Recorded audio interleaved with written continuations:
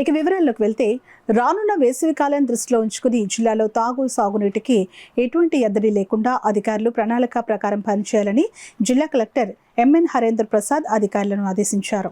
జిల్లాలో వేసవి కాలానికి అవసరమైన తాగునీరు, సాగునీరు సరఫరా, 100 రోజుల యాక్షన్ ప్లాన్ అమలు వంటి అంశాలపై శనివారం కలెక్టరేట్లో జిల్లా collector M N Harendra Prasad, revenue, irrigation, వ్యవసాయం, ఆర్డబ్ల్యూఎస్, భూగర్భ జలాలు, ఎన్ఐహెచ్, పశుసంవర్ధక, ఉద్యాన, కాకినాడ నగరపాలక సంస్థ ఇతర శాఖల జిల్లా స్థాయి అధికారులతో సమావేశం నిర్వహించారు.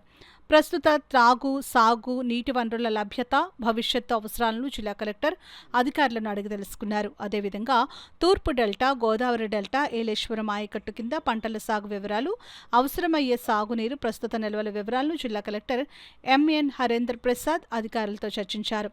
ఈ సందర్భంగా జిల్లా కలెక్టర్ ఎంఎన్ హరేంద్ర ప్రసాద్ మాట్లాడుతూ, ప్రస్తుతం రోజురోజుకి పగటి ఉష్ణోగ్రతలు పెరుగుతున్నాయని, రానున్న వేసవికాలం దృష్టిలో ఉంచుకుని జిల్లాలో సాగునీటికి ఎక్కడ ఎటువంటి ఇబ్బందులు తలెత్తకుండా పటిష్ట చర్యలు చేపట్టాలని అన్నారు. ఇందుకు వివిధ శాఖల అధికారులు ప్రణాళిక ప్రకారం పనిచేయాలని జిల్లా కలెక్టర్ తెలిపారు.